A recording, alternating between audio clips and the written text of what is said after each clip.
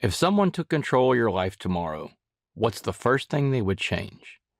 When I first heard this question posed by James Clear, it struck a chord with me. If you can answer that question, you already know what you need to change.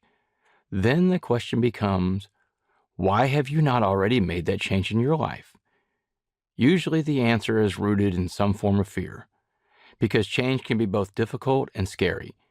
I personally believe we resist change because it takes us outside of our comfort zones. However, that's a great destination to navigate towards. Outside of your comfort zone. That's where growth takes place. Nothing big ever happens in comfort zones.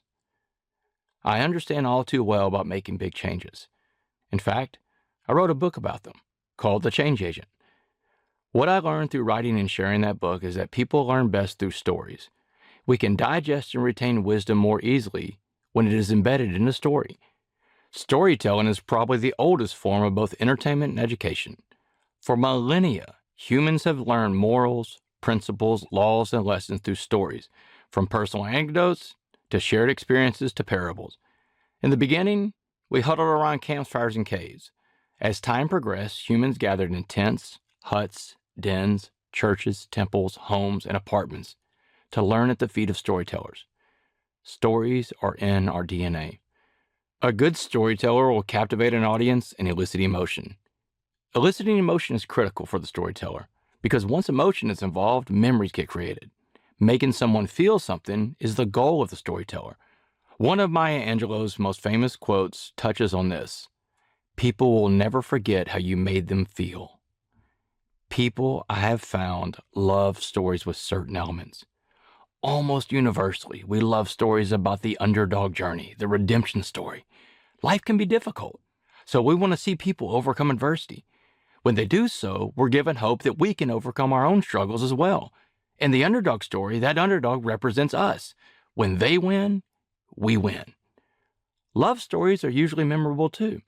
At the core of being human, we all want to belong and be loved. That's why stories of the happily ever after are so popular. Many of us have grown up on these stories, which lets us know that there is someone out there for each of us. We're hardwired to root for love conquering all obstacles. These stories instill hope in humanity. In my experience, though, I have found people really love true crime and prison stories. It is in these stories that our curiosity about the underworld is fulfilled. We live vicariously, comfortably, through the exploits of people who are breaking the rules of society. And we either root for them or we root for their comeuppance. Most of us will never enter into the criminal justice system. These stories are as close as we get, as close as anyone should want to get. And that distance grants us the safe thrill of voyeurism into the criminal mind. Whether uplifting like the Shawshank Redemption, or gory or suspenseful or inspirational, prison stories present us with stories we relish hearing but have no desire to live through firsthand. My story has all of the above elements. My actual job as a keynote speaker and author is to travel the world inspiring audiences.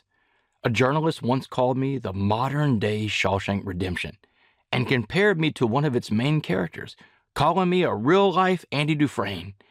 I pushed back against this. I told him that I understood where he was going with the comparison, but the biggest difference between Andy and me was that Andy was innocent, and I am guilty of the crimes that landed me in prison.